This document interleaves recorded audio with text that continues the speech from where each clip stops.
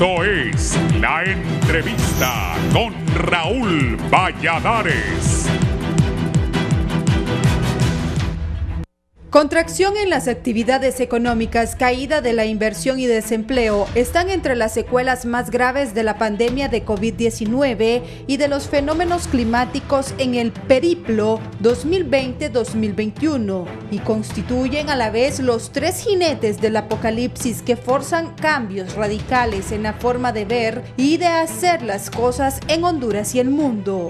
En febrero, el Banco Central reconoció que la crisis sanitaria del coronavirus combinada con los efectos de las tormentas tropicales ETA e IOTA llevaron al país al borde de la quiebra. La producción y la infraestructura nacional local y de terracería siguen dañadas. 2 meses después, la Secretaría de Trabajo identificó que del 35% al 45% del personal laborante en manufactura de ropa y arneses eléctricos quedó en suspenso en la maquila, hasta ese momento la más afectada por las crisis en mención.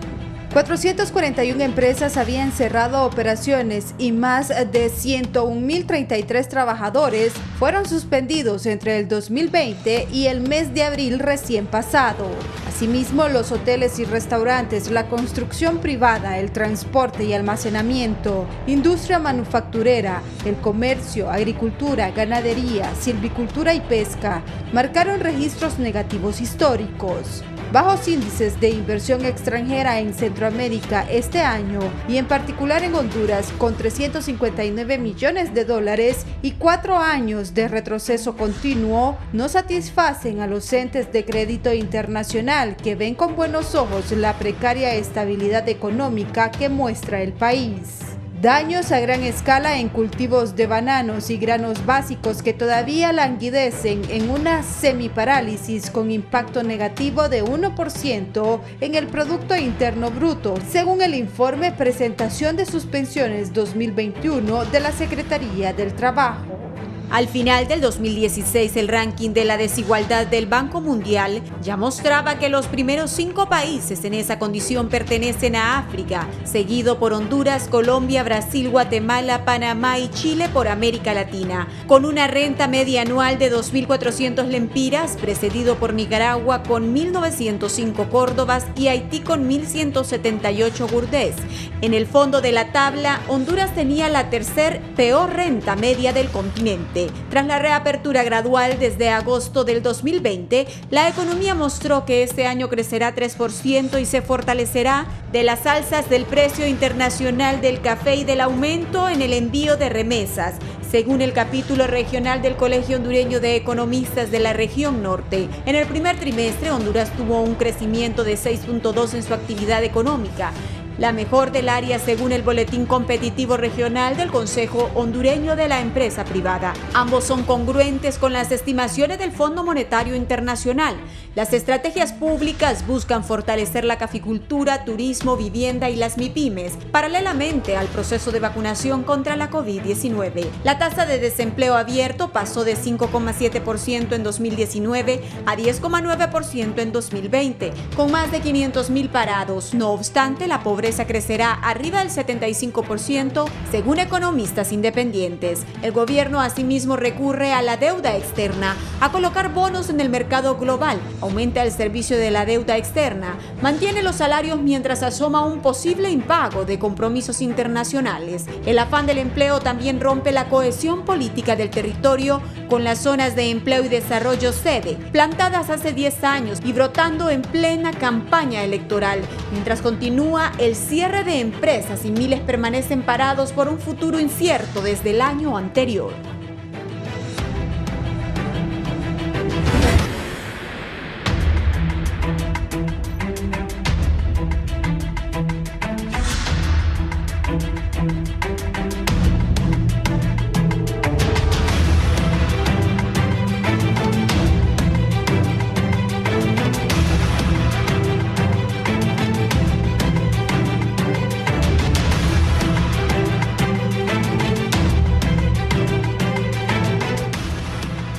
Buenos días, gracias por estar con nosotros. Luego de escuchar ese resumen de Ivette Bulnes y de Kelly Olivera, redactado por Carlos Zelaya, vamos a abordar este tema que es crítico, la situación económica y la crisis de empleo en el país a 4 meses de elecciones generales que ojalá no produzcan más problemas. Voy a saludar a don Eduardo Facusé, presidente de la Cámara de Comercio e Industrias de Cortés. Don Eduardo, buenos días. Gusto estar compartiendo con Canal 11, ¿verdad?, en tu programa y con los demás invitados panelistas. Muchas gracias. Don Nelson Lobo es economista del país. Licenciado Lobo, buenos días. Muy buenos días, don Raúl. Buenos días a todos sus panelistas, a todo su equipo. Gracias por invitarnos a estar en este espacio. Don José Luis Baquedano es un conocido dirigente del país, dirigente obrero. José Luis, bienvenido. Buen día a todos los panelistas. Un placer estar aquí en este programa tan importante y tan visto a nivel nacional y debatiendo y discutiendo un tema tan importante para el país como es el tema del empleo, el desempleo y el tema de las micro, las medianas y las grandes empresas en este momento que todo el mundo está en crisis, ¿verdad? Nos parece que es un tema de interés nacional. Gracias, bienvenido José Luis. Economista del FOSDE, licenciado Bet García. Licenciado García, bienvenido. Muchas gracias a todos, un feliz día. Es para mí un placer poder estar compartiendo con cada uno de ustedes mi sincera admiración a cada uno de ustedes y su trabajo, y pues espero también poder aportar elementos que contribuyan a la construcción de una política que permita al país superar esta crisis no solo en el corto plazo, sino también superar las debilidades estructurales que han limitado el crecimiento económico y también han afectado el nivel de empleo en el país. Gracias por estar con nosotros. Don Eduardo, desde el punto de vista de la Cámara de Comercio e Industrias de Cortés y de la empresa privada, su panorama, su lectura de la situación económica del país, ¿cuál es? Muchas gracias, Raúl. Mira, yo creo que ahorita estamos pasando un momento de inflexión, le llamaría yo, en el sentido de que estamos próximos a un proceso electoral. Entonces, muchos de las actividades económicas están, por decirlo así, pausadas, ¿verdad?, esperando el desenlace de este proceso, ¿verdad? Yo sí veo mucha esperanza, ¿verdad?, para nuestra Honduras. Creo que hay mucha buena voluntad de muchos sectores, pero todos estamos esperando, ¿verdad?, que se lleve a cabo el proceso electoral y que podamos definir nuevamente la ruta del país, que hasta ahora muchos sentimos que ha sido deformada, ¿verdad?, hasta cierto sentido, ¿verdad?, más que todo en la parte institucional, ¿verdad?, que ha perdido mucho de su independencia, y la parte, pues, de la economía, donde no se ha pluralizado, ¿verdad?, las oportunidades para todos. Creemos de que en la parte institucional hace falta mucho más respeto a la ley, ¿verdad? No se ha guardado el respeto a la ley que corresponde. Eso ha debilitado la institucionalidad, ha debilitado la seguridad jurídica. Esa inseguridad jurídica ha alejado la inversión, ¿verdad? Y el haber alejado la inversión es lo que ha espantado, ¿verdad?, y lo que no ha permitido crear nuevas oportunidades de empleos. Y por eso vemos un éxodo, ¿verdad?, migratorio hacia otros países de personas, compatriotas buscando nuevas oportunidades en otros lugares, en otras latitudes, ¿verdad? En la parte económica, si bien es cierto que hay cierta recuperación este año, tenemos que ver en qué contexto es, ¿verdad?, porque es en un contexto contra el año anterior, donde la pérdida en la economía fue grave, ¿verdad? Entonces, el 6%, aunque es positivo este año, no recupera los daños del año anterior, ¿verdad?, causados tanto por la pandemia, así como los huracanes que azotaron la costa norte. Entonces, un poco reservado, ¿verdad?, pero con esperanza a que una vez sucede el proceso electoral, pues Honduras pueda ver un horizonte nuevo, más fresco, ¿verdad?, que donde se respete la ley y donde se pluralice la economía, Raúl. Sí, hábleme un poquito más, porque muchos lo hemos platicado. Mucha gente no quiere invertir, no quiere abrir nuevas empresas, nuevas oportunidades de empleo, no quiere comprar una casa, no quiere comprar nada, porque dice, no sabemos qué va a pasar con las elecciones y cómo se va a poner este país. Usted como empresario y que está al frente de la Cámara, ¿qué le dicen sus colegas? Pues yo creo que es a todo nivel, no solamente en el área empresarial, ¿verdad? Como bien lo dices tú, hasta el que está decidiendo comprar una casa está ahorita pendiente de lo que sucede en el proceso, ¿verdad? Eso es a nivel micro, a nivel pequeño, a nivel mediano y a nivel de gran empresa, a nivel individual, a nivel de personas jurídicas, eso es en todos los sectores. Entonces, ¿por qué tenemos esta situación? Porque pues hemos visto que en forma repetida se ha atropellado la ley, ¿verdad? No se respeta la Constitución y entonces todos queremos ver realmente que el proceso se lleve a cabo en forma ordenada, en forma transparente, ¿verdad? Y que tengamos resultados oportunos para poder avanzar, ¿verdad? No hay claridad, hay incertidumbre, hay que decirlo, aunque sea difícil, ¿verdad? Pero hay que mencionarlo. Ojalá tengamos un proceso, ¿verdad? Que nos lleve a una nueva ruta para el país, ¿verdad? Donde exista tranquilidad, donde exista paz y que podamos convivir y que nuevamente pueda llegar la inversión. Ahora, con respecto a la inversión no tiene color político, Raúl. La inversión llega cuando se siente segura, ¿verdad? Entonces, cuando hay inseguridad jurídica, ¿verdad? ¿Qué es lo que está pasando ahorita? Tú ves el caso, digamos, de EH, que reclama incumplimiento de contrato. Tú ves el caso de OPC, también que reclama, ¿verdad? Otras cosas. Y hay muchas empresas que están reclamando falta de seguridad jurídica. Entonces, cuando esas inversiones grandes tienen problemas de seguridad jurídica, ¿qué decir de las pequeñas o las medianas? ¿Verdad? No van a tener mayor. Entonces, ahí hace falta dar más seguridad jurídica, hace falta respetar más la ley y eso viene desde nuestro mandatario, ¿verdad? Él tiene que dar el ejemplo. Lastimosamente, hemos visto varias situaciones donde no se está respetando la ley. El caso de las sedes, digamos, es un ejemplo claro donde todos los sectores han salido en forma de oposición, de rechazo hacia esa ley y sin embargo pareciera que los diputados y el gobierno obedecen a otros intereses ajenos a la población, cuando la entera mayoría de la población se opone a esto. Y nos preocupa también, digamos, hasta el tiempo en que se vienen a discutir estas cosas que crean tanta polarización y confrontación en la población. Este no es el momento de estar hablando de cosas como las sedes, especialmente antes de un proceso electoral donde lo que necesitamos más bien es paz y tranquilidad. Entonces, el hecho de que el partido de gobierno esté insistiendo con esto de las sedes, pues realmente levanta sospechas porque no es el actuar normal de un gobierno que lo que busca o lo que debería buscar es paz y tranquilidad para un proceso próximo electoral. Una cosa más, don Eduardo. Ha trascendido, y no sé si usted ya lo sabe, de que en las próximas horas podrían intervenir EH y esto traería una demanda de $800 millones al Estado de Honduras, pasando lo que usted dice, a la inseguridad jurídica de las empresas que han invertido en el país. ¿Qué repercusiones tendría esto? Sería grave, Raúl. Yo creo que la señal que estaríamos enviando es que aquí los contratos no se respetan, ¿verdad? Sería de que la ley no funciona, ¿verdad? Yo creo que lo que corresponde primero es entender en qué no se ha cumplido en este contrato, ¿verdad?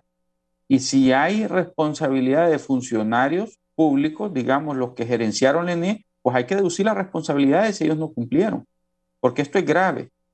Realmente en el sector privado estamos un poco agotados de estar viendo de que se cambian las reglas, se cancelan contratos, se quieren modificar sin responsabilidad para nadie. Esto no puede seguir sucediendo, ¿verdad? Debe de haber responsabilidad. Ahora, tampoco se han logrado, ¿verdad?, rebajar las pérdidas, ¿verdad? Y eso yo entiendo que es una responsabilidad compartida entre EH y la ENE. Yo no soy experto en el sector eléctrico, pero lo que sí te puedo decir es que de haber un problema en el contrato, lo que yo recomiendo es que debemos de dejar que las instancias legales actúen, ¿verdad? Y al final, si el Estado ha fallado, que se deduzcan las responsabilidades a las personas responsables, ¿verdad? Ese contrato, si a un caso no se ha cumplido a cabalidad, habría que preguntarle a los gerentes de la ENE por qué no se ha cumplido. Ellos guardan responsabilidad y yo no veo a nadie en ningún foro de periodismo preguntándole a los exgerentes qué es lo que ha sucedido, ¿verdad? Y por qué no se cumplieron las obligaciones que tenía con ese contrato. Eso es algo delicado, ¿verdad? Y ahí yo llamo más bien a la prensa a indagar un poco más, porque debe haber responsabilidad cuando hay incumplimiento. No podemos dejar que las cosas transcurran sin responsabilidad y sin repercusión para nadie. Por eso estamos como estamos, ¿verdad? Una vez que se aplica la ley correspondientemente, dejan de suceder estas cosas, pero tenemos que aplicarla, Raúl.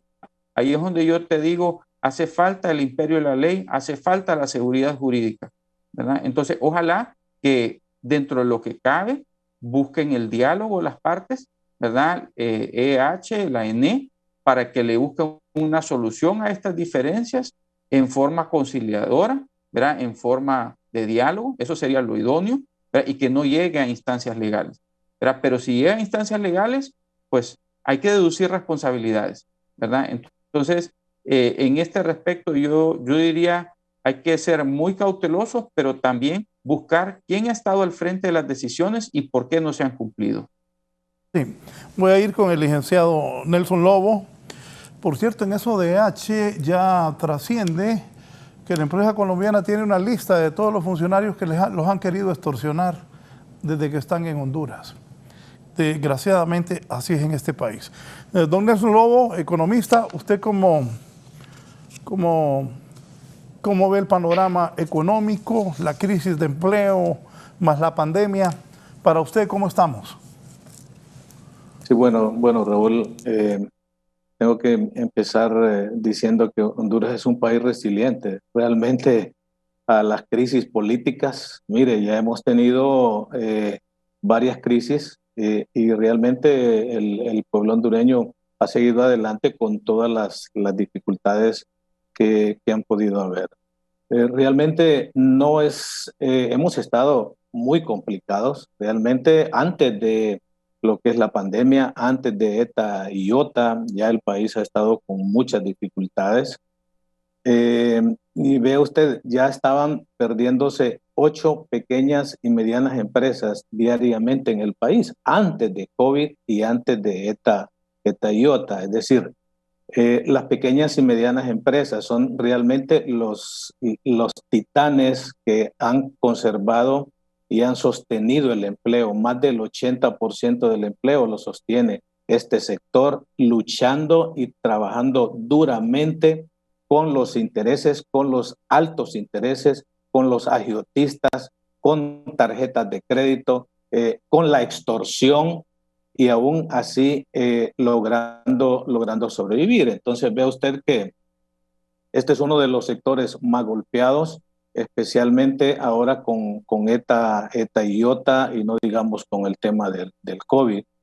40%, un informe que salió, 40% de las pequeñas y medianas empresas habían cerrado sus instalaciones, cerraron sus pequeñas empresas, y el 70% de las empresas declaró que no estaba vendiendo porque tampoco se habían adaptado a todos los sistemas electrónicos en el país. Entonces ve usted que la condición del empleo es muy, pero muy complicada en el país. Es el principal látigo realmente para los pobres. Nosotros, que por nuestra relación laboral con una organización de desarrollo como Comisión de Acción Social Menonita, y también por ser parte de la Junta del FOSDE y representando al FOSDE en la zona norte, nos permite tener un contacto muy, pero muy directo con la población y darnos cuenta de las enormes dificultades que pasa nuestra gente ya propiamente en el campo. Ve usted de que hay 80% de la población que está empleada tiene, en Honduras, perdón, de la población económicamente activa, tiene problemas de empleo. Y una de las dificultades más grandes que nosotros tenemos en el país es justamente el empleo invisible. Esta gente que pasa en las calles limpiando vidrios, esta gente que va más allá de 36 horas de trabajo y que ni siquiera logra el salario mínimo. Ve usted de que este 80% de la población, Raúl y amigos televidentes, no alcanza el salario mínimo, no alcanza a cubrir la canasta básica. Ahora, canasta básica que se ha incrementado justamente, incluyendo todos los temas de bioseguridad. Entonces, ve usted de que apenas promedio de los ingresos de nuestros trabajadores, del 80% de los trabajadores, está entre 6,000 y 7,500 lempiras, con una canasta básica que está arriba de 9,000 lempiras. Entonces, para que veamos cómo realmente está la condición de precariedad de nuestra población, sobreviviendo en una situación tan desigual realmente. Y ahora pues con todos los anuncios que se han hecho, que han sido anuncios alrededor del acompañamiento y apoyo a la pequeña y mediana empresa, que para que un pequeño empresario logre un préstamo, un crédito con intereses blandos, realmente, y han declarado algunos de ellos que necesitan casi hasta el acta de función para poder llegar a obtener algunos niveles de recursos. Sí, José Luis, el sector trabajador, los obreros, ¿cuál es la situación de ellos? Existe una enorme preocupación por estos temas, un tema de interés nacional, el tema de la inversión, el tema del desempleo, el empleo, y ahora con el tema de esta demanda de Honduras de $800 millones. Solo imaginemos, si esta empresa gana, ese dinero no lo va a pagar el Partido Nacional, ni otro partido, ni el gobierno X, lo vamos a pagar nosotros, como pueblo. Eso quiere decir que nos van a agravar más la situación crítica y caótica que estamos viviendo los hondureños. Con el tema de la inversión, se hace necesaria la inversión pública y privada, pero ¿qué se necesita en este momento? Se necesita que el gobierno genere las condiciones adecuadas para generar confianza y así empresarios nacionales como extranjeros puedan invertir en el país. El tema de la inseguridad jurídica, aquí se cambian las leyes de un momento a otro de acuerdo a intereses de grupos de poder. El tema de la inseguridad ciudadana, otro tema también que hay que tomar en consideración. El tema de la extorsión, eso ha hecho que muchas empresas tengan que cerrar y irse del país, inclusive mucha gente ha perdido la vida porque no puede o no tiene la capacidad de pagar el impuesto de guerra que le llamamos nosotros. El tema de la tramitología todavía que tenemos en el país, el alto costo de los servicios públicos es otro tema que habría que analizar, y el tema de los tributos. En Honduras hay más de 40 tributos legales, aparte de los ilegales cuando hace un trámite que tiene que pagar, como dicen, bajo. Todo eso hay que analizarlo, hay que generar esas condiciones adecuadas para que podamos incentivar a empresarios, tanto nacionales como extranjeros, para que puedan seguir invirtiendo en el país. Si no hay inversión ni pública ni privada, lo que vamos a tener ese éxodo, seguiremos teniendo ese éxodo masivo de hondureños y hondureñas buscando el sueño americano, o yendo a España o yendo a otros países buscando una oportunidad de empleo. En Honduras, el que pierde el empleo no lo recupera. Antes de la pandemia, de 10 empleos que se generaban en el país, 7 iban a la informalidad y 3 iban al empleo formal, empleo por hora. Entonces vemos que ahora esa situación ha cambiado. Vemos cómo ha ido creciendo la informalidad, los vendedores por cuenta propia. Vemos cualquier cantidad de vendedores en las calles, en cualquier parte del país, buscando dinero para poder llevar comida a la mesa. El trabajador en este momento se encuentra asfixiado.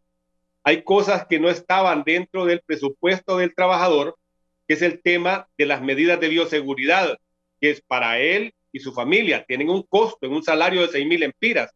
Luego, el tema de estar comprando teléfonos inteligentes, tiene 4 niños, tendrá que comprar 2 o 3 teléfonos y que se los presten. Si no puede comprar 2 o 3, que se los presten, que son caros. Y el tema de estar comprando día a día los 50 lempiras del internet o el paquete por semana, que ese es otro costo que va sobre el salario del trabajador. Entonces tenemos trabajadores produciendo bienes, produciendo servicios, generando riqueza que va a manos privadas. El trabajador vive y muere en la miseria. Podrá estar 20, 30 años en una empresa produciendo bienes y servicios, generando riqueza, pero el trabajador no se va a volver rico. Y esa es una situación también que tenemos que ir analizando. Los salarios en el país, el tema del pago de salario mínimo. Hay más del 60% de incumplimiento de pago de salario mínimo. Eso quiere decir que muchos empresarios inescrupulosos se apropian de dinero que es de los trabajadores. Y eso también se convierte en una competencia desleal, porque hay empresarios muy responsables que pagan en un 100%, cumplen con todos los requisitos establecidos en el Código de Trabajo, los convenios fundamentales de la OIT, la Constitución de la República, y otros no cumplen. Entonces eso también se vuelve una competencia desleal. Hay que generar todas esas condiciones para poder traer inversores al país, pero no con las sedes, vendiendo la soberanía, sino generando esas condiciones para que empresarios, tanto nacionales como extranjeros, puedan invertir en el país, puedan generar empleo y que la población hondureña tenga mejor calidad de vida, porque en este momento tenemos un pueblo en calamidad doméstica. Y los políticos, yo estoy viendo los políticos escuchando, que hablan mucho de seguridad, que hablan mucho de empleo, pero no dicen cómo se va a generar ese empleo. Eso es con inversión, y para que haya inversión tiene que ser pública y privada, y no lo están diciendo, solo dicen vamos a generar empleo, pero en el campo, en la praxis, no están diciendo cómo. Se llegan al poder y como no dijeron cómo, no se genera empleo. Y tenemos como ejemplo que este gobierno generó un plan que decía 2020 que iban a generar 600,000 empleos, que iba a haber una inversión de 13,000 a 14,000 millones de lempiras, y fue más lo que se gastó en publicidad que la inversión. La gente requiere empleo. El hondureño requiere empleo, porque de lo contrario, eso no incentiva la inversión, ni incentiva al trabajador a estar en una empresa que no le paga ni siquiera el 100% del salario mínimo. Entonces, lo que vamos a tener a futuro son más hondureños y hondureñas buscando el sueño americano, generando más problemas sociales en el país por el desarraigo que se da, que las familias dejan botados su esposo o su esposa o sus hijos, que eso genera también muchos problemas sociales. Es difícil la situación del país, y vemos que los políticos no están pensando en el futuro del país ni en las futuras generaciones. Tenemos una cantidad enorme de jóvenes que están entrando al mercado laboral año con año y no tienen una oportunidad de empleo. Una, porque no hay empleo, y lo otro es porque no tienen experiencia. Y el que ya tiene 35 años no le dan empleo porque ya está viejo. Entonces, ¿a quién le van a dar empleo? Profesionales universitarios ganando salario mínimo, medio salario mínimo. Eso no puede seguirse dando en el país. Hay que generar todas esas condiciones para que tengamos más generación de empleo, tengamos más gente percibiendo recursos y resolviendo las necesidades básicas, tanto personales como familiares en nuestro país. Licenciado Beth García, comentarios, por favor. Sí, bien, quizás remontando sobre un poco lo que ya han hablado mis predecesores. Por un lado, si bien es cierto, los flujos de inversión extranjera directa realmente se ha observado una contracción bastante importante. No obstante, también hay que decir que ya esta contracción ya se venía observando incluso desde el 2019. Es decir, que ya la economía estaba entrando en una fase recesiva antes de la pandemia. Lo otro también es en el tema del dinamismo económico, que lamentablemente Honduras se sostiene sobre dos actividades económicas, lo que tiene que ver con la intermediación financiera y los servicios de telecomunicaciones, que son actividades que no absorben un porcentaje de la mano de obra bastante importante, sino que rondan alrededor de los 40,000 empleos cada uno de estos sectores. En contraposición, los sectores que sí absorben mano de obra bastante significativa, extensiva, por ejemplo, silvicultura, ganadería, agricultura y pesca, el sector de la construcción, la manufactura, la industria manufacturera también tienen una menor participación, y esto, claro, es en parte por las inversiones desenfocadas que ha hecho el gobierno en los últimos años, bueno, en realidad desde incluso mucho antes de este periodo de gobierno, que no son complementarias y no permiten a estos sectores incrementar el valor de su productividad, lo cual también se traduzca en un mayor nivel de empleo y por lo tanto también un mejor ingreso para las familias que participan del mercado laboral. Lo otro que ustedes mencionaban con el tema de la inestabilidad jurídica, la percepción de un Estado de Derecho bastante debilitado, en donde los indicadores como los que elabora el World Justice Project, la cuenta del milenio, siguen señalando a Honduras como uno de los países reprobados en corrupción, reprobados en Estado de Derecho, reprobados en el respeto de los contratos, y esto genera una mala imagen al país. Eventualmente, entonces, es el gobierno el que tiene que asumir el papel de generador de empleos, pero esto es una visión populista, porque el gobierno no está para generar empleos, está para generar las condiciones que le permitan a los nuevos empresarios, a los emprendedores, a los inversionistas extranjeros colocar capitales en el país, dinamizar la economía, y esto genera empleo, no es el gobierno puntualmente. Entonces, en ese error hemos caído producto de estas condiciones previas que le obligan al gobierno eventualmente a asumir este tutelaje, pero que genera distorsiones en la economía y ahuyenta también las inversiones, ¿no? Y no solamente las inversiones extranjeras, también las nacionales.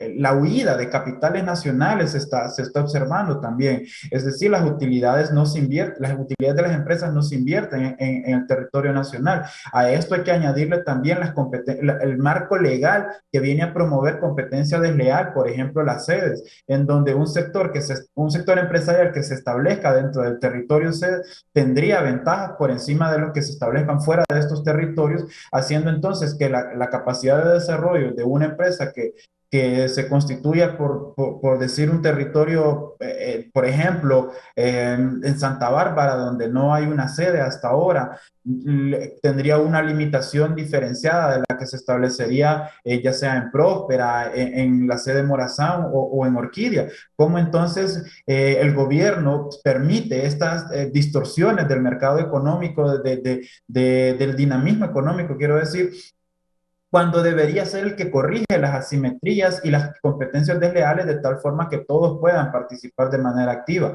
Si bien es cierto también que el problema de Honduras recae mucho en el subempleo invisible, y esto se traduce básicamente en empleo precario, también esto responde a la poca profesionalización de la mano de obra en Honduras, donde se observa que alrededor de 80,000 personas que tienen entre 17 y 24 años alcanzan un título universitario, y en contraposición el resto se quedan con 18 y 12 años de escolaridad, menos de 18 años de escolaridad. Esto quiere decir a lo mucho educación secundaria. ¿Cómo vamos a atraer inversiones en un país donde la mayor parte de su población carece de los conocimientos especializados que lo vuelvan competitivos y que también atraigan capitales de mayor valor agregado y no concentrados en la explotación de materias primas como ha sido la historia de Honduras? Por ahí entonces yo plantearía mis reflexiones primarias.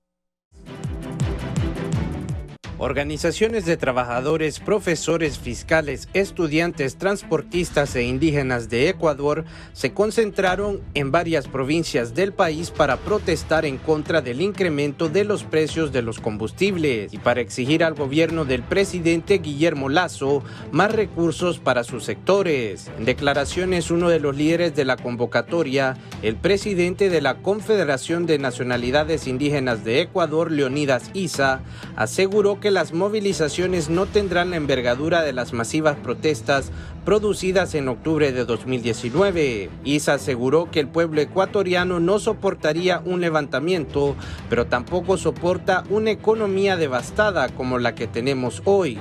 El dirigente indígena preguntó: ¿Lasso decidirá transitar por el camino del expresidente Lenín Moreno o realmente escuchará al pueblo? ISA convocó a las organizaciones regionales subsidiarias de la CONAI, la ECUNAI y la Sierra en la costa y la colonia de la Amazonia. ISA convocó a varias organizaciones regionales a un consejo político ampliado para discutir las posteriores medidas de movilización. Las protestas fueron convocadas por el Frente Unitario de Trabajadores y el Movimiento de Unidad Pluricultural, el brazo electoral de la organización indígena, con la participación de la Federación de Estudiantes Universitarios, la Unión Nacional de Educadores, además de otros sectores de la sociedad civil. Este ha sido un informe para 11 Noticias.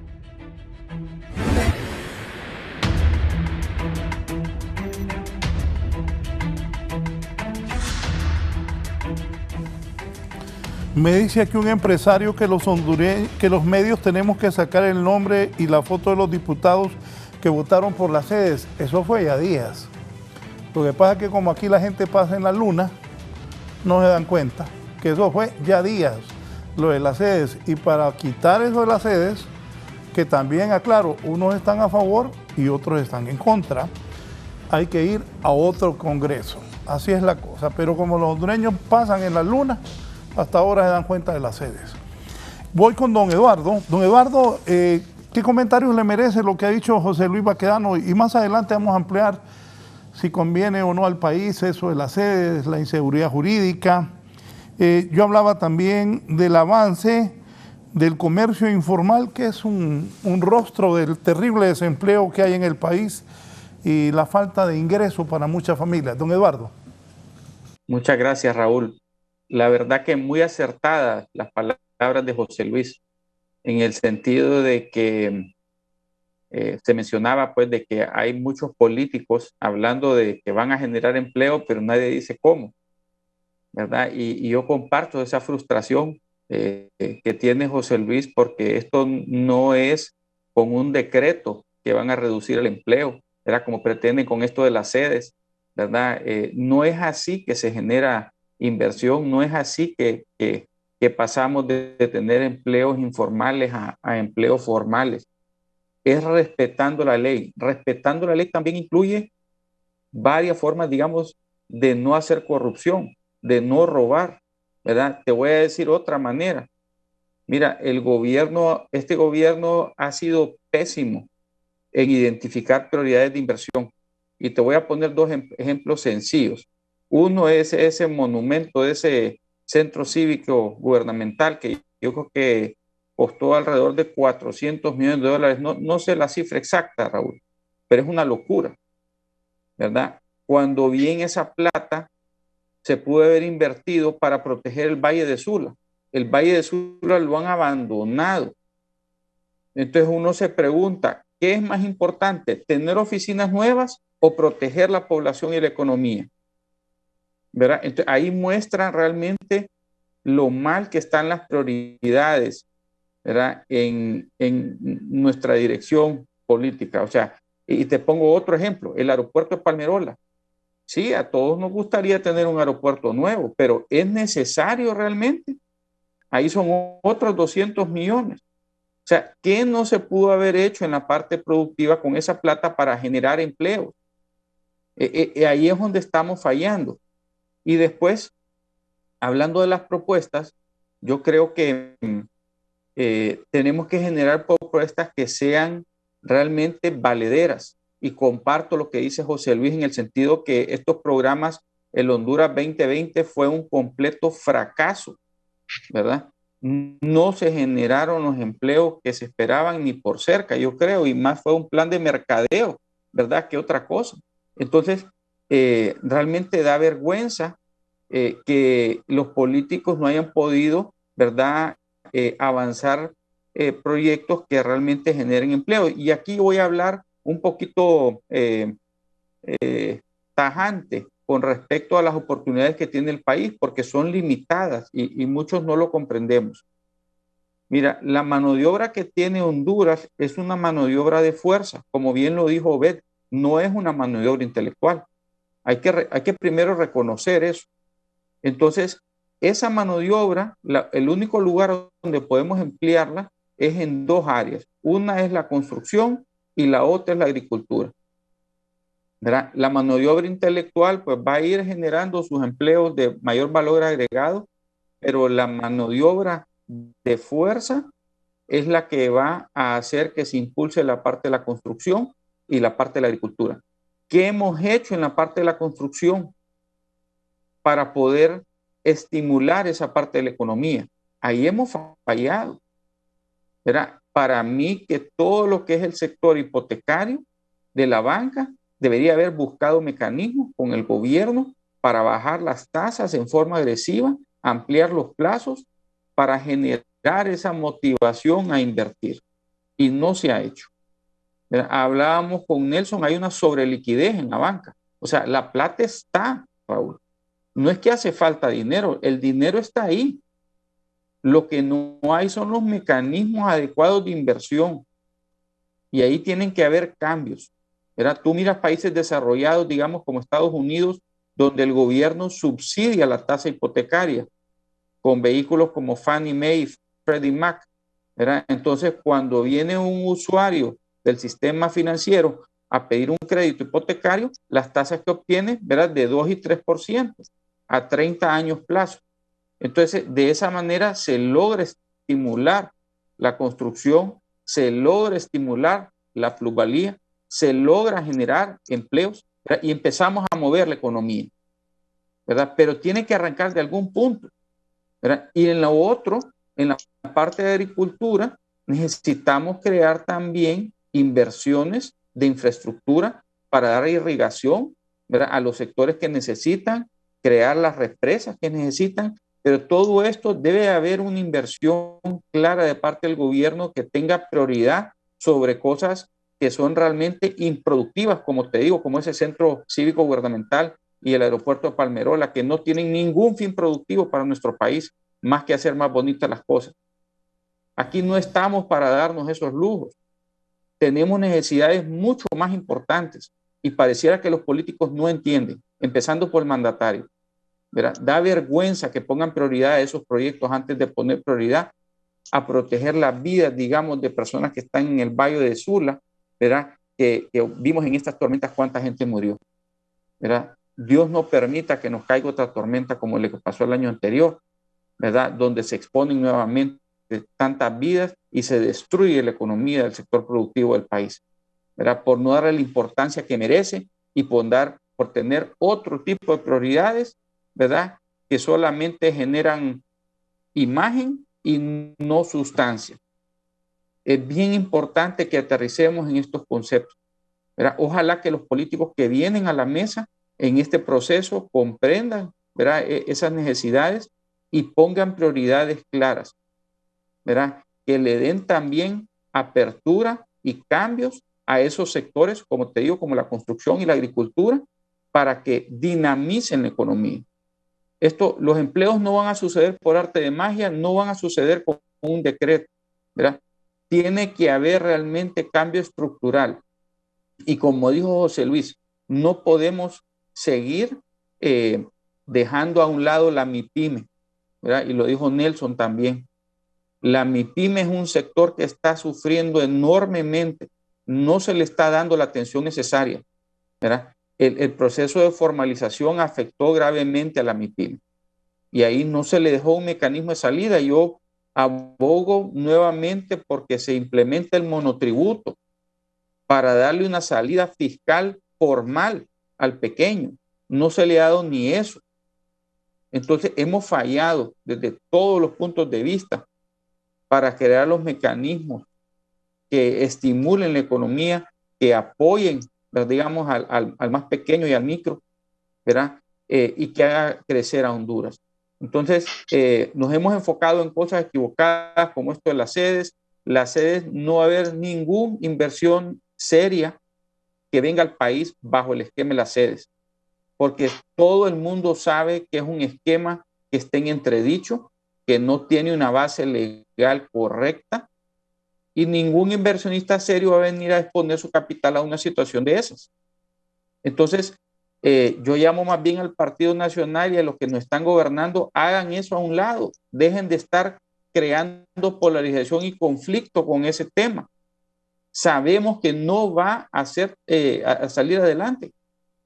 Ese no es el momento. Necesitamos tranquilidad y paz. Necesitamos un proceso electoral que sea en orden, ¿verdad? Que sea claro, que sea transparente.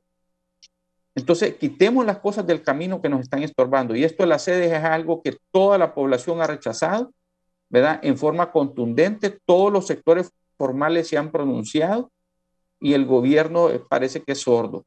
Entonces uno se pregunta a qué se deben estas necedades, porque no hay otra palabra. Ojalá que reflexionen y vean con lo que es importante en el camino, ¿verdad? Para que podamos visualizar una Honduras, ¿verdad? Más equitativa, con mayor igualdad y con oportunidad para todos, Raúl. Sí, licenciado Nelson Lobo, comentarios sobre lo que dice don Eduardo.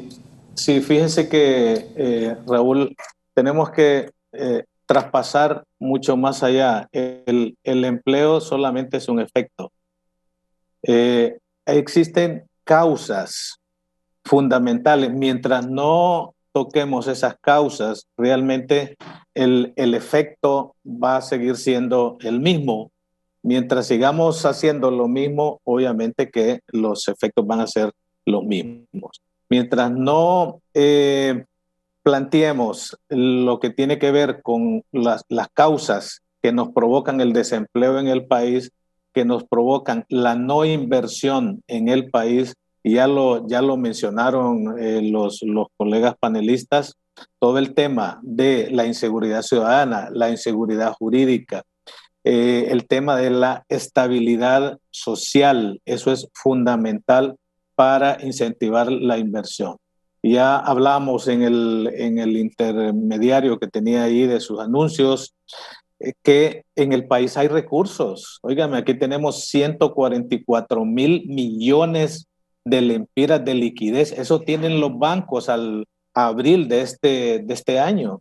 El dinero está ahí para poder invertir.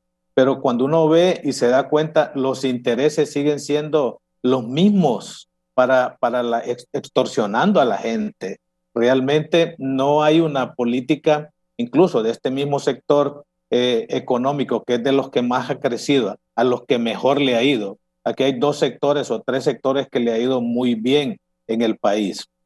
Uno es justamente este sector, el sector de la banca.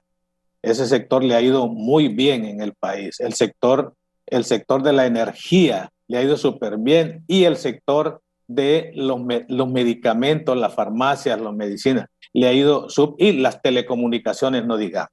Entonces esos sectores les ha ido súper bien, y obviamente, ya lo decía Obed, no son los sectores que más están generando empleo en el país. Entonces, vea usted que el no tener esta política de cómo incentivar a este sector para que pierda el miedo, invierte en el país y que pueda con eso generar más empresas y que pueda generar más empleo. Hablaba, por ejemplo, don Eduardo, Raúl y amigos televidentes, hablaba sobre la inversión agrícola. Uno se sorprende cuando ve los porcentajes de inversión que tienen de créditos, que tienen el sector financiero.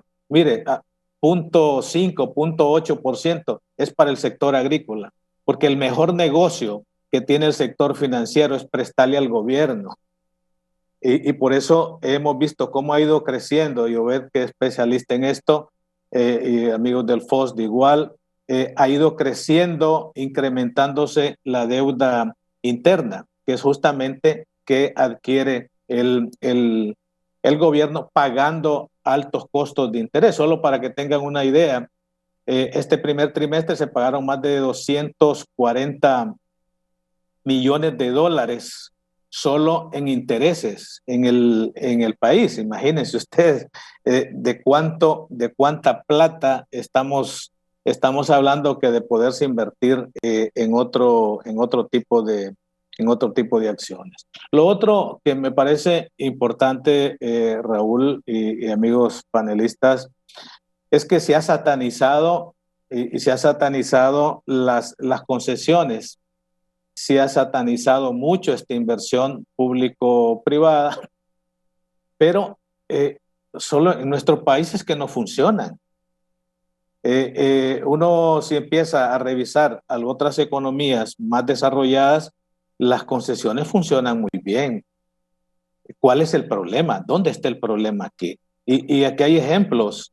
Y puedo poner un ejemplo que algunos probablemente más jóvenes no se acuerdan de esto o no estaban. Cuando venía la Stone Container a Honduras, tenía una concesión, había conseguido una concesión por 40 años para administrar los bosques en la Mosquitia. Hubo toda una campaña alrededor para que se fuera el Stone Container. ¿Cuál era el problema? El problema era el tipo de negociación, el tipo de contratos que estábamos haciendo con estas concesiones que vienen. La poca capacidad de negociación que tienen nuestros funcionarios para negociar los contratos. Eso es la gran dificultad que nosotros tenemos. Hay otros países que incluso cuando reconocen que tienen esta incapacidad de negociación, contratan compañías para que los asesoren, les den coaching para poder negociar contratos mucho más adecuados y en beneficio para la población hondureña. Eso no ha ocurrido. El Stone Container se fue para Costa Rica y a los 3 años le estaban dando el Premio Nacional del Ambiente en Costa Rica. ¿Dónde está el problema? ¿Es el Stone Container el problema? No, son la poca capacidad que nosotros tenemos para poder negociar los contratos.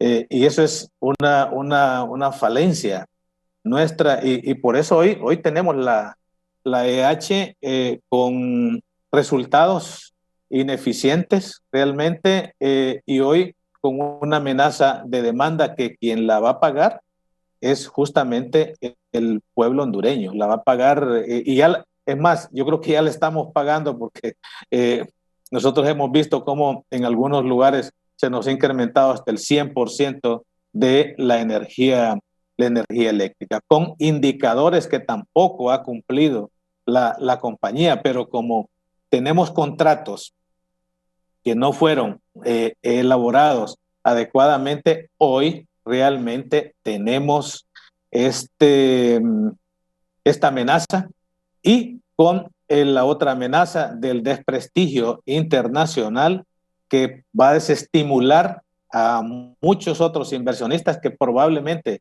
querían venir al país y ahora con una demanda de esta naturaleza, sin duda que van a pensarlo 2 veces. Y yo creo que aquí muy sencillo, pensando si nosotros tenemos algo para invertir, vamos a buscar un lugar que sea mucho más seguro, que nos garanticen también esta seguridad ciudadana, que nos garantice que nuestros bienes y las edificaciones que hagamos y las inversiones que hagamos realmente van a ser respetadas y que van a tener la rentabilidad necesaria.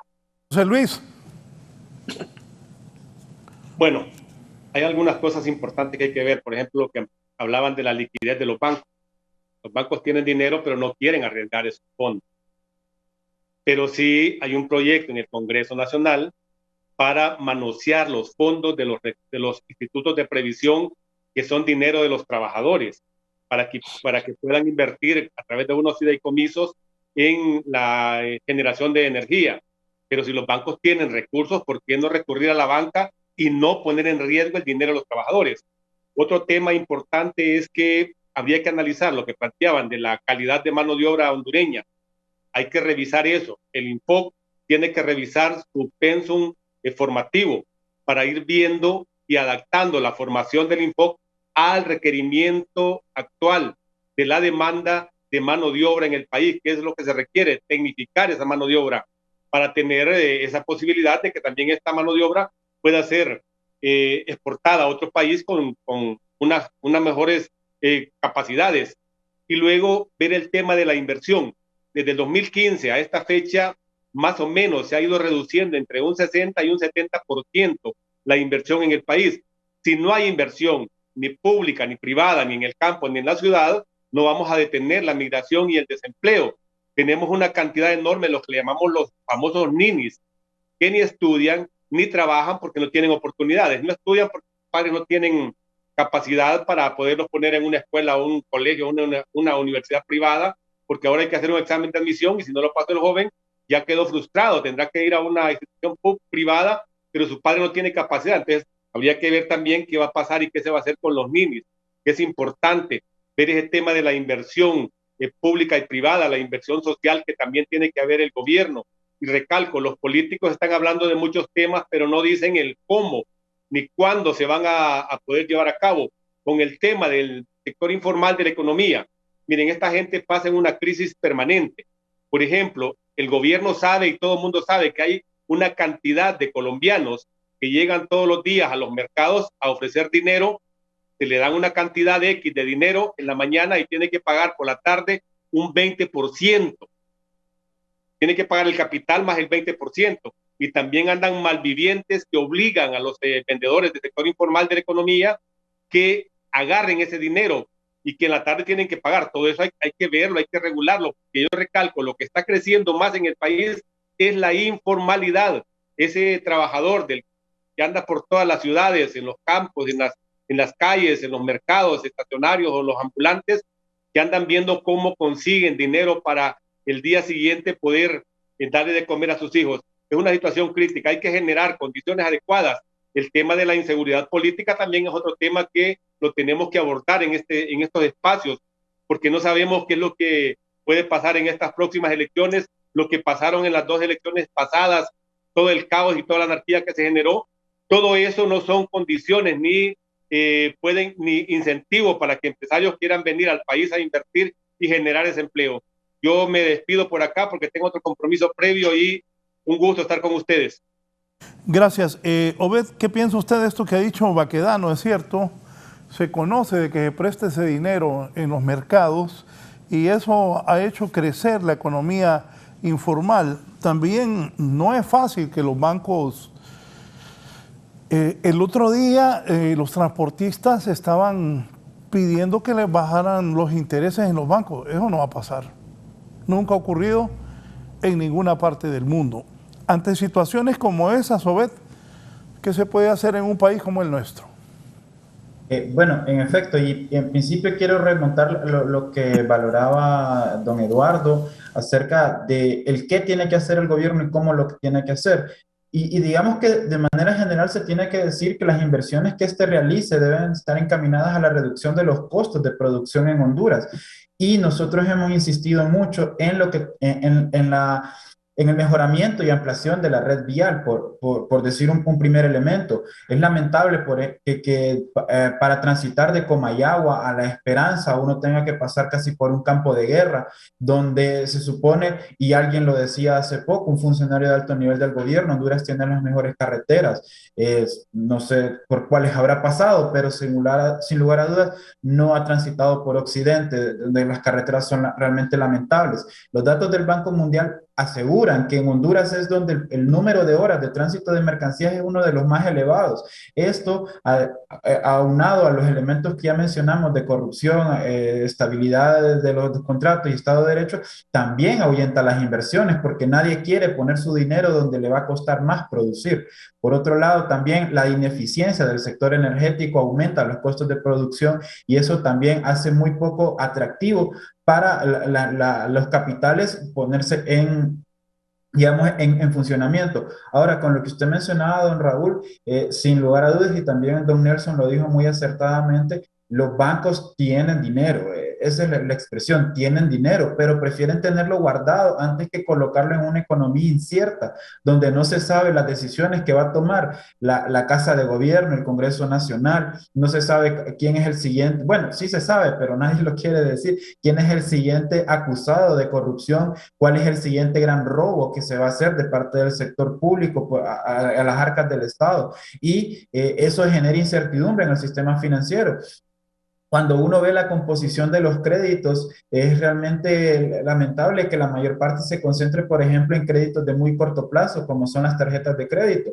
Es decir, que son créditos que los bancos pueden mantener, digamos, en vigencia, en funcionamiento, ya que su periodicidad es de un mes en la fecha de corte y de pago, ¿no? Entonces, no lo colocan estos capitales que tienen en créditos más elevados, ya sea el sector agrícola, el sector agroindustrial, el sector manufacturero, puesto que tienen, por decirlo de alguna manera coloquial, tienen miedo de no recuperar esa ganancia y tener que mandarla a pérdidas totales, que de por sí ya en el 2020 un porcentaje importante de los créditos se declaró cuentas incobrables. La misma Comisión de Bancos y Seguros le dijo a los bancos que tenían que, o por un lado, tirar totalmente a pérdidas esos créditos que no iban a recuperar o reestructurar su cartera de créditos. No, de cualquier manera, ambas alternativas dejan una mala imagen de cómo está la situación económica del país. Lo otro que ustedes decían, es cierto, la formalización de las empresas, si bien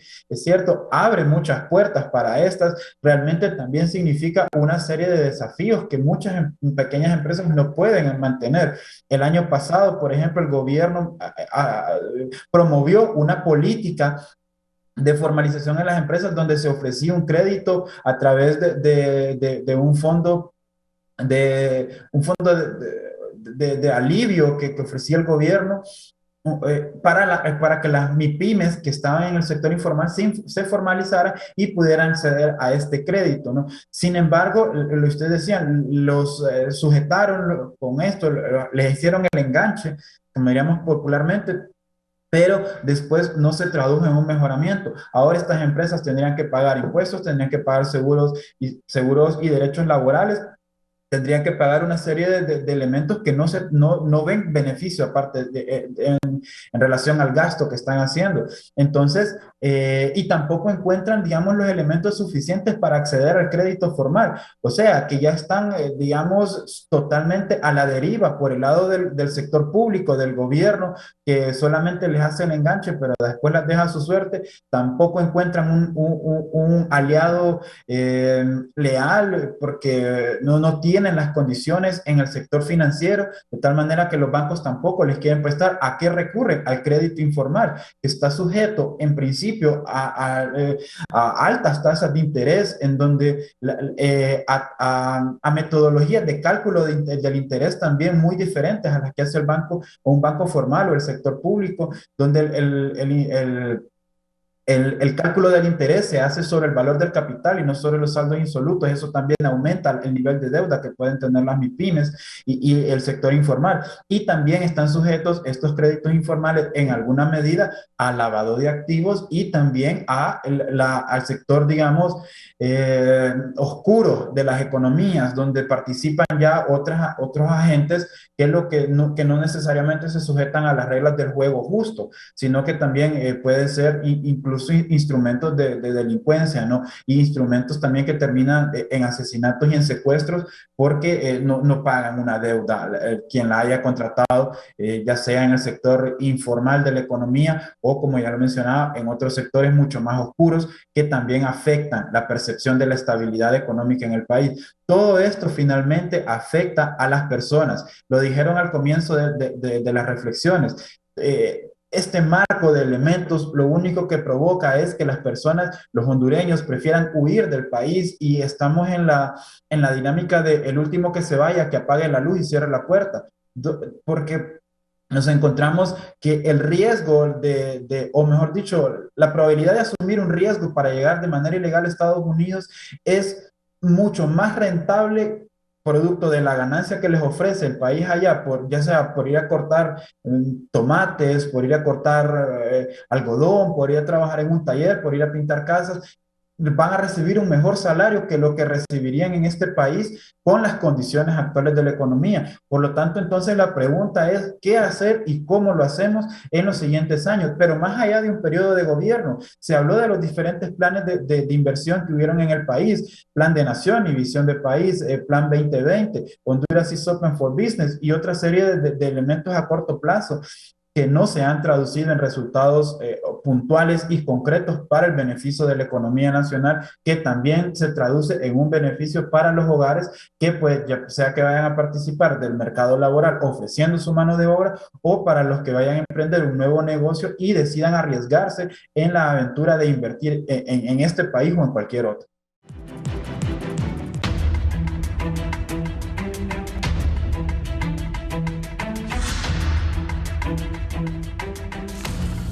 Bien, tengo algunas anotaciones aquí. Don Eduardo, ¿esto de las sedes es bueno o es malo para el país?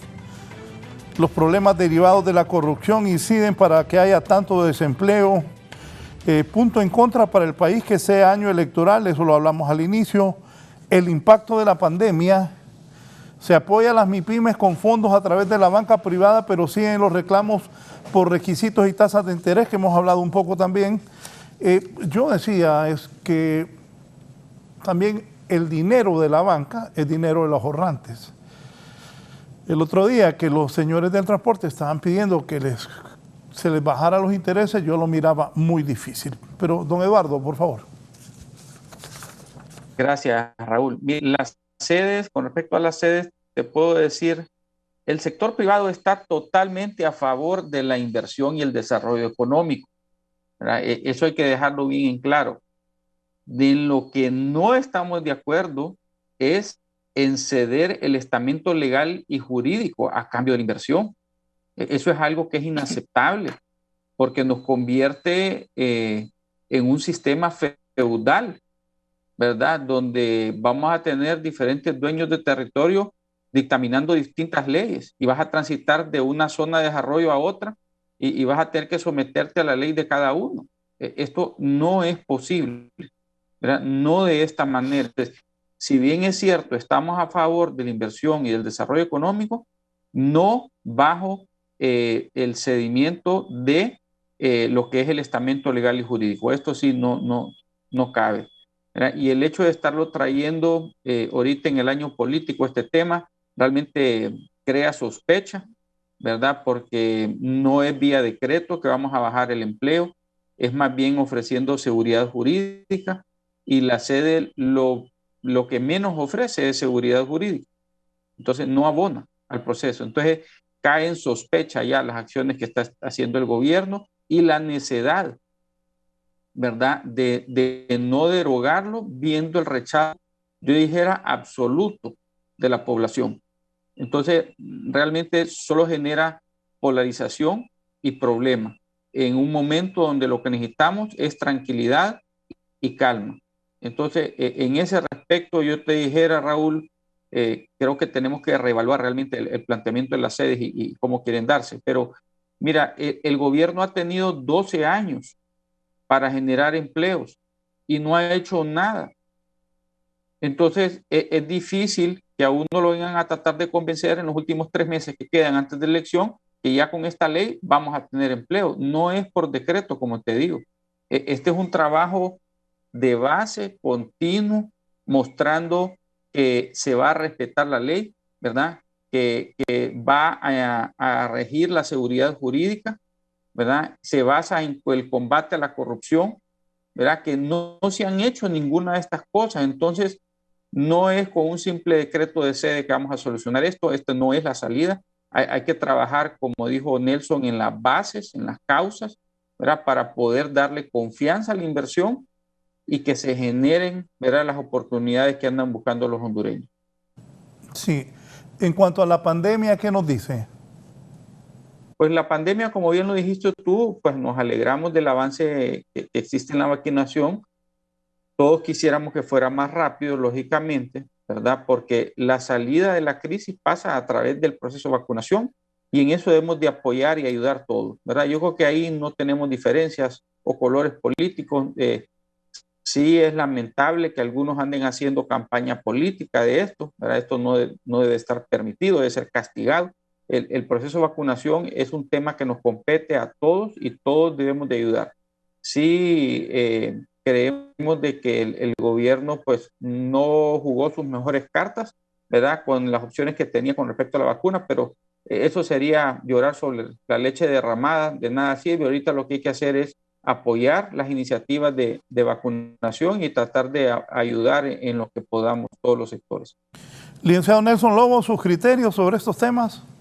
Sí, fíjese, uno, en principio que ya hemos planteado en el marco del post de nuestro punto de vista en función de la sede, yo creo que es coincidente con lo que plantea don Eduardo, con lo que plantea la mayoría de organismos de sociedad civil, ¿verdad? En el país, ¿verdad? Todo lo que tiene que ver con la venta del territorio, que tal vez no era el momento más adecuado de poderlo plantear políticamente, y ya eso se ha hablado.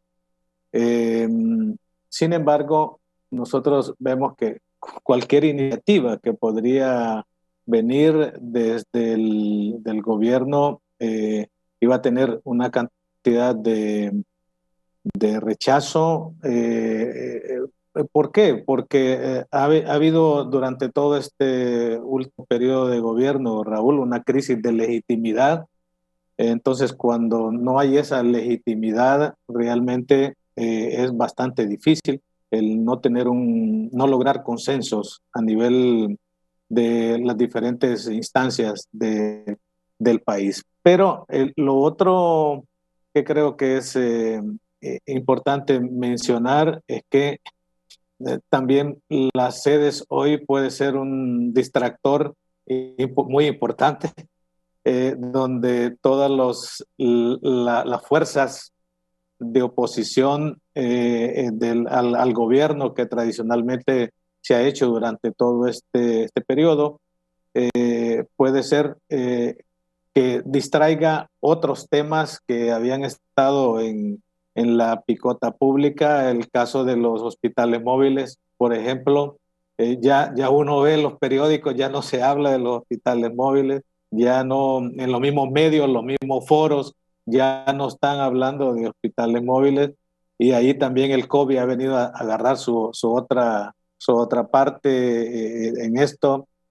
Algunos otros escándalos de corrupción tampoco se han publicitado igual. Nos toca ser parte de la asamblea del Consejo Nacional Anticorrupción desde la zona norte. Yo soy la única persona que soy parte de esta asamblea, y muy sorprendidos porque se han hecho más de 85 investigaciones de diferentes actos de corrupción, y el mismo ministerio lo más que ha tomado son 4 líneas, o diría 2, y de esas 2 tal vez una ha considerado. Entonces vea usted que no hay como aquel interés realmente de atacar los principales problemas que realmente tenemos. Entonces creemos que ahora las sedes, que podría ser una iniciativa que bajo una revisión mucho más concertada,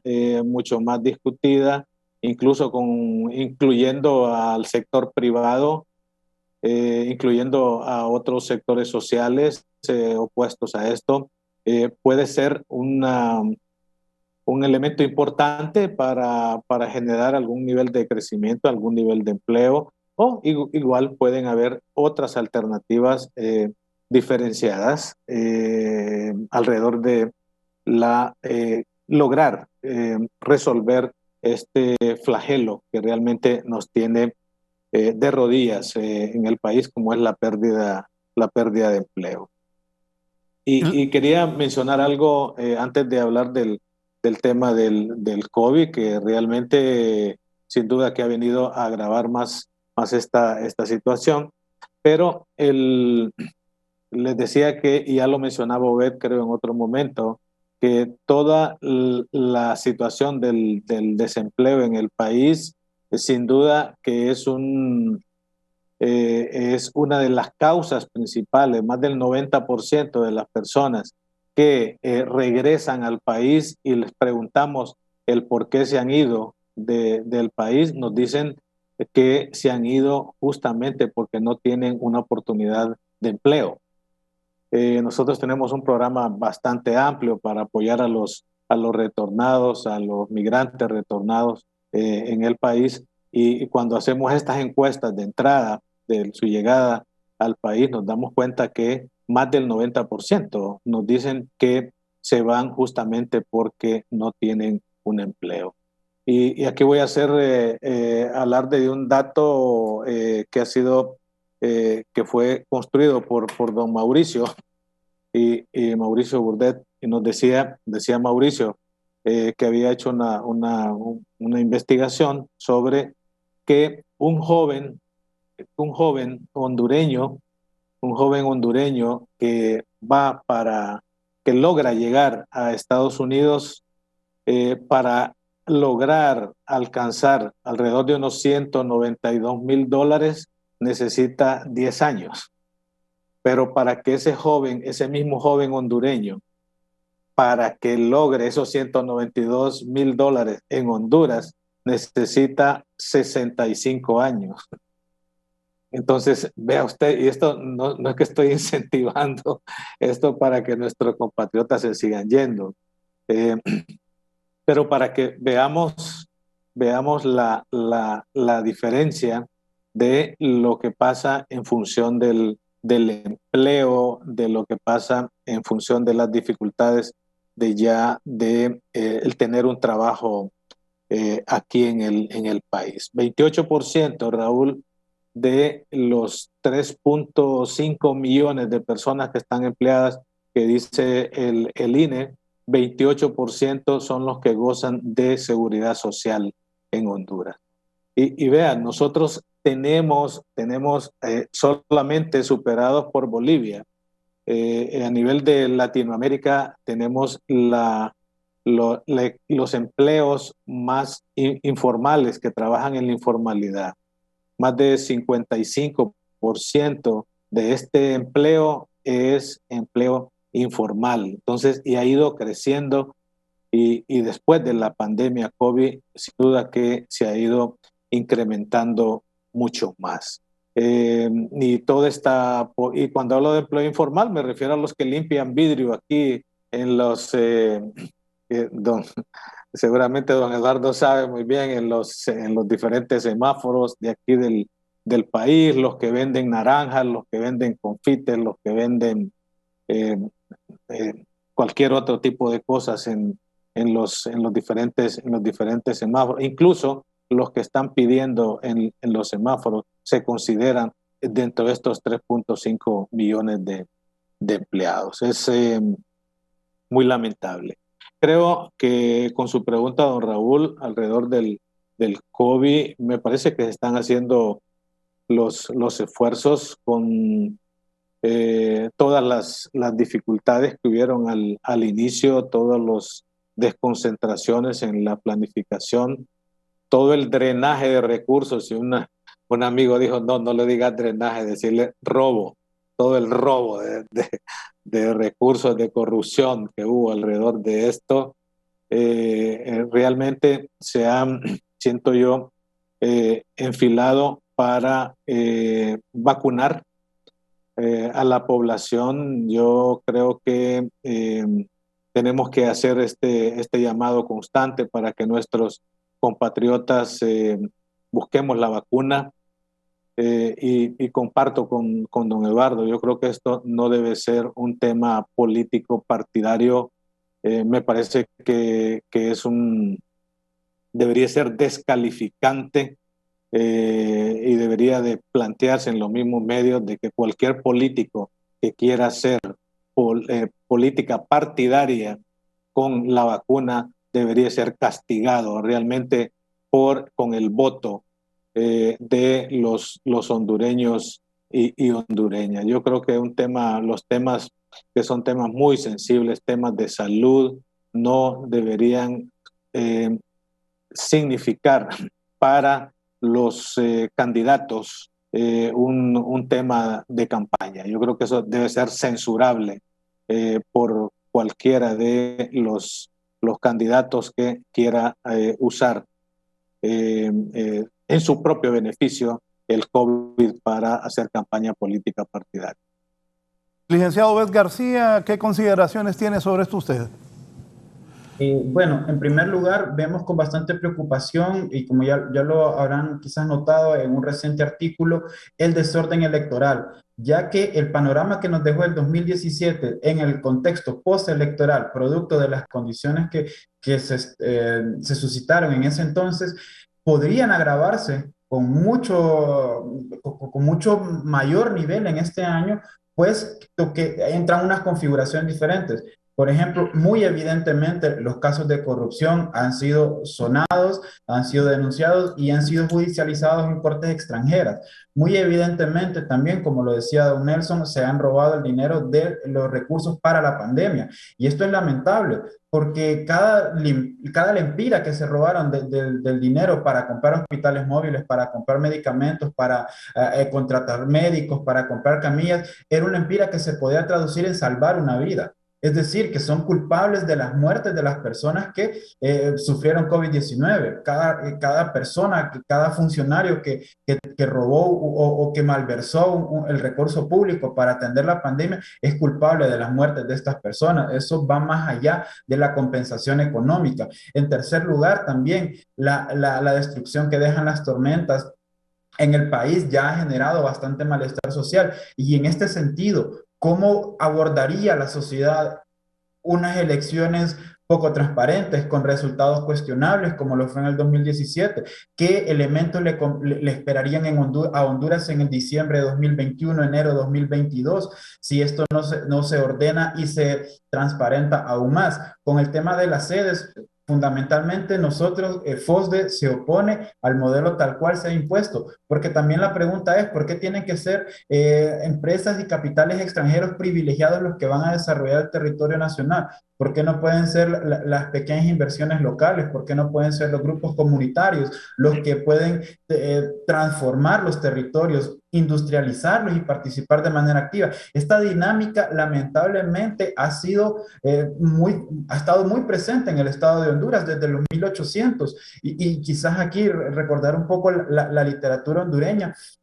Esplendor y miseria de la minería en Honduras, de Leticia Salomón, en la que se habla cómo se privilegiaban los capitales alemanes, después los capitales italianos, los capitales ingleses, y así sucesivamente. Seguimos manteniendo esta dinámica de hace 200 años, que está demostrada, no se traduce en el desarrollo nacional, sino en la consolidación de desigualdades. Decir que las sedes es la solución al problema del empleo y el desarrollo en Honduras realmente es una respuesta pírrica y más es muy cortoplacista. No está pensando en el desarrollo del país en un periodo de 15, de 20, de 30 años. ¿Cómo generamos condiciones estables de desarrollo que también vayan más allá de la producción, como ya lo decía en reiteradas ocasiones, de materias primas, que otra vez en las sedes se están concentrando en esos dos elementos? Por el momento, las que tenemos ya impuestas al capricho de los gobernantes, como lo decía don Eduardo, Próspera y Orquídea se están dedicando a la producción de materias primas. Chile y servicios financieros, de telecomunicaciones y turísticos en las dos, ¿no? Entonces, ¿cuál es el valor agregado de esto? Y también cómo se traduce esto en un mejoramiento de las condiciones industriales, productivas y sobre todo fiscales del país, ¿verdad? ¿Dónde está también los estudios de sensibilidad que nos podrían demostrar las ganancias que este modelo asegura? Porque también al capricho de quienes hacen las leyes, pues nos podemos inventar un sinfín de reglamentos y volver otra vez al país de los reyes y de los repollos, que otra vez en la literatura hondureña, ¿no?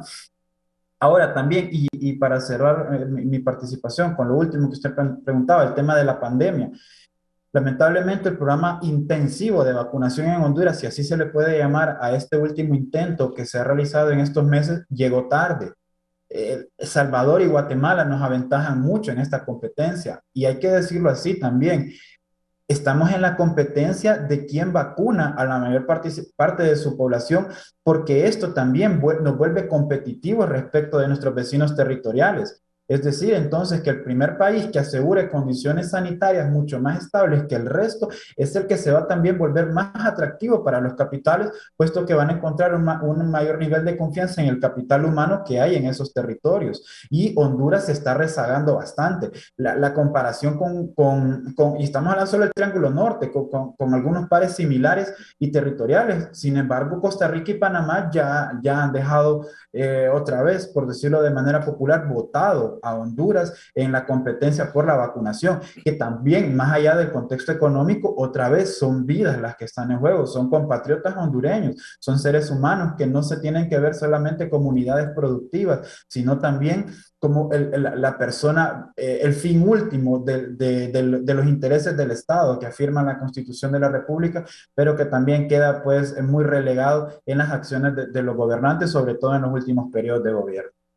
Sí, y lamentablemente hemos llegado al final por cuestión de tiempo. Don Eduardo Facusé, presidente de la Cámara de Comercio e Industria de Cortés. El futuro de Honduras, ¿qué le dice usted al pueblo? ¿Qué podemos esperar? ¿Va a mejorar el país? ¿Vamos a empeorar? ¿Qué visualiza usted para los próximos meses? Estamos ya en agosto, a 3 meses de las elecciones generales. Y la verdad que todos queremos un mejor país, don Eduardo. Usted, yo, las personas que nos están viendo, un país con más seguridad, un país con más trabajo, la educación. Los muchachos y las muchachas, niños y niñas llevan 2 años perdidos de escuela. Los maestros dicen que no van a volver a clases hasta el próximo año. Todo esto es un panorama no tan bueno, pero sus criterios. Gracias por estar con nosotros esta mañana, don Eduardo. Muchas gracias, Raúl. Un gusto estar compartiendo contigo y con tus demás panelistas. La verdad que un honor compartir con ellos. Ahora, con respecto al futuro del país, yo soy optimista. ¿Verdad? Yo creo que Honduras tiene un futuro prometedor, ¿verdad?, en su horizonte. Lo que sucede es que hemos tenido, digamos, este gobierno ha sido, voy a usar esta palabra, pero ha sido un desastre. Un desastre. Hay una incompetencia en todos los sectores. Tú miras los resultados en educación, como bien lo dijiste. Tú miras los resultados en salud, tú miras resultados en economía. Ha sido un completo desastre. Y yo creo que todos estamos ansiosos por el proceso electoral para que el país tenga un cambio. Independientemente de quién quede, todos estamos deseosos de un cambio, ¿verdad? Yo creo que ha habido un agotamiento ya con el mal desempeño que ha tenido este gobierno. Sí guardo esperanza, ¿verdad?, que el ganador de la contienda de noviembre, ¿verdad?, esperamos que sea una contienda clara, ¿verdad?, que pues sea un proceso que transcurra en tranquilidad y en paz, ¿verdad?, tenga una mejor visión y una mayor claridad de lo que necesita el país para darle una oportunidad digna a cada hondureño, que haya mayor igualdad y mayor equidad, ¿verdad? Nuevamente mi agradecimiento por darnos el espacio para poder participar en tu programa, Raúl. Muchas gracias, don Eduardo Facusé, presidente de la Cámara de Comercio e Industrias de Cortés. Voy ahora con el licenciado Nelson Lobo. Gracias, licenciado Lobo. Sus comentarios finales, por favor. Sí, bueno, uno es que yo creo que lo peor que nos puede pasar es perder la esperanza. Y vea que cada 4 años y estamos ya como acostumbrados de que cada 4 años aparecen diferentes mesías con propuestas incluso irrealizables, y también vamos y las creemos, ¿verdad? Yo creo que es un tiempo donde tenemos que analizar que en el marco de lo posible, qué es lo que se puede hacer con una economía con muchas dificultades, con un país que viene de un crecimiento de menos 9%, producto del ETA y IOTA y otras cosas más atrás, que sí vamos a crecer un 3.2% aproximadamente, para ir recuperando lo que ya hemos perdido, porque no es cierto que partimos de un crecimiento cero ahora, no, estamos partiendo de un menos 9% de crecimiento. Entonces esperaríamos que las elecciones también sean lo más transparentes posibles, y que podamos ir apartando esa cultura, la cultura del fraude, por un lado de hacerlo, pero el otro lado de que los que pierdan las elecciones también se amparan mucho en que fue un fraude y que si no les favoreció el voto popular, también se escuden en el fraude. Así que muchas gracias, ha sido un gran placer compartir con Obed, con don José Luis y con don Eduardo Facusé. Gracias por esta oportunidad, don Raúl. Gracias, licenciado Nelson Lobo. Cerramos con el licenciado Obed García. Licenciado García. Gracias, don Raúl. Y igual también la admiración sincera para cada uno de los panelistas. Al final, pues, Honduras se ha enfrentado a crisis mucho más graves. En el 2000, en el año 2000 superamos o intentamos superar la destrucción del huracán Mitch con los planes de reconstrucción y la estrategia de reducción de la pobreza. Sin embargo, las acciones de los políticos encaminaron a que estas iniciativas fracasaran y todos estos gastos fueran improductivos. 20 años después, la pregunta es, ¿vamos a mantener el mismo patrón de comportamiento o vamos a realizar los mejores gastos para que cada lempira que esté invirtiendo el ciudadano a través de sus impuestos se traduzca en un mejoramiento de las condiciones en la economía hondureña? Ese es lo que debería ser el eje de reflexión, incluso de quienes están apostando a un puesto público para el siguiente año, sobre todo a la presidencia de la República, ¿no? Vemos con bastante esperanza también, nos sumamos a las esperanzas de don Eduardo, de mantener la expectativa, el optimismo de que Honduras es un país muy competitivo, que tiene una ventaja comparativa respecto de sus vecinos territoriales, incluso respecto de unos competidores a nivel económico en la producción de materias primas como el café. Tenemos una producción bastante competitiva, pero también se puede seguir mejorando en otras áreas que han sido débiles y, como decía también don Nelson, puede identificar cuáles son las causas que han mantenido a Honduras anclado en este puerto del subdesarrollo y le permitan entonces, una vez identificadas esas causas, cortarlas y poder avanzar al siguiente estadio de crecimiento económico, que también se traduzca en un mejoramiento de las condiciones de los hogares y la capacidad de consumo de las personas, que pues ha estado bastante limitada por elementos que ya hemos mencionado y sobre todo por la pérdida del valor económico de la empira y de otras variables que tienen una incidencia bastante fuerte, ¿no? Al final, otra vez nos suscribimos también al objetivo, como ya lo he mencionado, que el fin último del Estado es el bienestar ciudadano y por lo tanto entonces tenemos que seguirle apostando a las inversiones que permitan alcanzar este objetivo. Gracias por el espacio. Gracias al licenciado Obed García, a don José Luis Baquedano, al licenciado Nelson Lobo y al presidente de la Cámara de Comercio e Industria de Cortés, don Eduardo Facusé. Voy rápidamente a un cierre noticioso.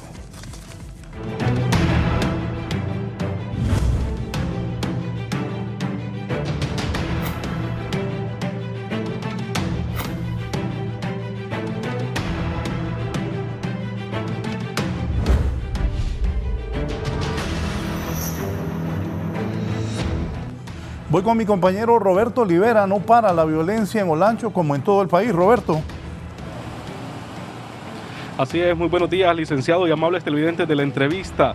La Policía Nacional el día de hoy pues realizó diferentes saturaciones desde ayer en la noche hasta hoy en la mañana. Hoy se aprestaban a realizar lo que es realizar 2 órdenes de capturas giradas por los juzgados de esta ciudad de Juticalpa. Cuando llegan a la comunidad del Plomo, en donde estaban estas 2 personas que tenían orden de captura, fueron recibidos a balazos en la casa de habitación de los mismos, en donde la Policía Nacional también respondió a lo que es estos disparos que estaban haciendo estas 2 personas dentro de esta vivienda, y lamentablemente en el cruce de disparos pues perdió la vida inmediatamente en el acto uno de los policías, que lleva por nombre Kevin Merlo, el policía de las Fuerzas Especiales de la Policía Nacional, pues lamentablemente en ese lugar pues perdió la vida. En ese mismo lugar quedó herido otro policía y también quedó herido la otra persona que tenía orden de captura girada y fueron trasladados al Hospital San Francisco, donde lamentablemente también perdió la vida esta otra persona que también tenía orden de captura. Hasta el momento no se manejan nombres y la policía todavía no da el nombre de las dos personas que tenían orden de captura giradas, así que en total serían 2 personas fallecidas en este cruce de balas, un policía y la otra persona que tenía orden de captura girada que murió en el Hospital San Francisco, quedando también 2 personas heridas. En este caso sería un policía herido y también la otra persona que tenía orden de captura girada.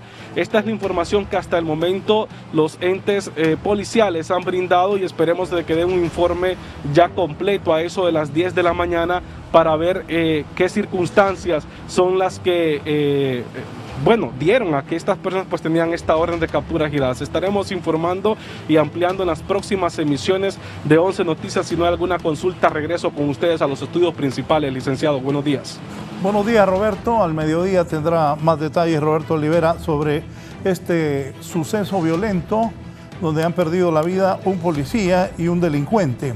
Vamos ahora a temas de elecciones generales. Van a haber elecciones. ¿Cómo está la situación, Kimberly?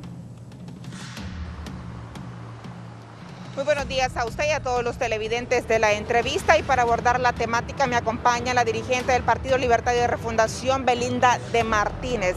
Se ha aprobado ya el tema de las compras directas al Consejo Nacional Electoral para que comience o desarrolle a paso acelerado el cronograma de elecciones. Muy buenos días a todo el pueblo hondureño. Bueno, definitivamente hemos visto cómo en el Congreso Nacional se han aprobado los tres decretos. Uno para el traslado de los fondos de los 1.000 millones de lempiras al Consejo Nacional Electoral. Otro que es para lo que son la compra directa, que es un mecanismo especial que ha aprobado el Congreso Nacional para que puedan comprarse todo lo que es para la identificación dactilar y para la transmisión de datos. Estas pues son noticias bastante halagadoras, puesto de que el país ha estado, el pueblo, en una situación de incertidumbre, en ver cómo se ha estado atrasando en forma permanente el desenvolvimiento normal del cronograma electoral. Pero las mujeres nos sentimos altamente honrados de ver que estas dos concejales realmente se han parado en firme y han logrado que el pueblo hondureño tenga esa satisfacción de llegar a un proceso electoral y que se busquen todas las medidas para que sean en forma transparente y correcta. Muchas gracias a doña Belinda de Martínez. Con estos detalles yo retorno con usted a el estudio principal. Buen día. Buenos días. De la política vamos al COVID. Todos los días mueren hondureños, los triajes están repletos, los hospitales a reventar, no hay cupos y los muertos continúan. Dicen los de la funeraria que son como 18,000 muertos ya. Gisela Calix, adelante. Así es, buen día, licenciado, y a los televidentes de la entrevista. Para que nos amplíe esta información me acompaña Ana Lourdes Barrientos. Ella es portavoz del Instituto Hondureño de Seguridad Social y nos va a explicar cuál es la situación actual en las salas de COVID-19. Buenos días. Muy buenos días. Hoy el reporte que tenemos para 12 de agosto es de 2 personas fallecidas. Y tenemos también el reporte de la baja de pacientes ingresados a causa de la COVID en todo el año. Hoy tenemos un reporte de 105 pacientes ingresados por COVID. Es un reporte bastante bajo en todo el año de este año. Siempre hemos estado reportando 150, 168, 170 y esto pues es una disminución bastante favorable tanto para el instituto como para la población en general. Tenemos también en la unidad de cuidados críticos, la COVID está totalmente llena, esa unidad está al 100%. Y hay también otra unidad, 228 pacientes en el área no COVID que están ingresados por otro tipo de patologías. De estas personas que están ingresadas por COVID, las edades, ¿cómo andan y cuál es su situación actual? Bueno, ellos están hospitalizados, son 109 pacientes ingresados en las diferentes salas y están en condiciones delicadas, se puede decir, porque están ingresados, no se puede dar un manejo ambulatorio. Y andan entre todas las edades, adultos mayores como a jóvenes adultos. Bien, muchas gracias. Escuchaban a Ana Lourdes Barrientos, portavoz del Instituto Hondureño de Seguridad Social. Con este informe yo vuelvo con usted al estudio principal de la entrevista. Buenos días. Bien, hay malestar de algunos médicos. Dicen que se están contratando personal que no llena los requisitos para este tema de salud. Cerramos con mi compañero Víctor Valladares. Los invito a continuar en sintonía de Canal 11. Que tengan un buen jueves. Muchas gracias a usted y a los televidentes de la entrevista. Y mire usted el malestar que tienen los médicos que han estado al frente de esta pandemia, pues tratando a los ciudadanos que han llegado día y noche. Los están excluyendo de nombramientos. Doctor César Arita, que es una persona que ha estado con nosotros desde hace mucho tiempo, también muy conocido. Doctor, ¿cuál es esa problemática? Muy buenos días, amables estudiantes. Es un placer estar en este prestigiado programa. Como ustedes sabrán, el año pasado, vía decreto, el presidente otorgó un digno reconocimiento a todo el personal que labora tanto por la modalidad de contrato o por código verde en primera línea en contra de esta terrible enfermedad, lo que es la pandemia del coronavirus. Se ha llevado un proceso en todo este año en el cual se iban a dar los famosos acuerdos o nombramientos a todo este personal. ¿Cuál es la sorpresa que nos llevamos nosotros? Que no se está incluyendo a todos los galenos, a todos los profesionales de la salud que trabajan en primera línea en los hospitales en los primeros acuerdos de nombramientos. Y esto genera una inconformidad y un malestar dentro de todos nosotros, porque es meritorio y justo que se nos incluya en lo que son los acuerdos o plazas que se van a dar en los primeros días de octubre. Sí, correcto. Doctor Alex Vázquez, ¿están molestos ustedes por esta situación?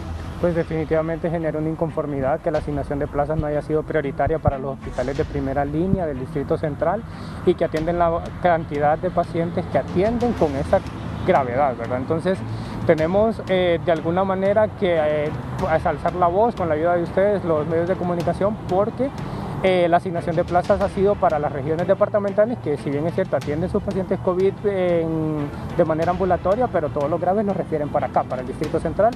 Muchas gracias, doctores, a ambos, y esperamos entonces que las autoridades reflexionen, que hagan todas las cosas de forma correcta, que no se estén politizando estos nombramientos que al final lo que traen son consecuencias negativas en la atención de los ciudadanos. Compañero, yo regreso, licenciado, con este informe con usted al set principal de la entrevista.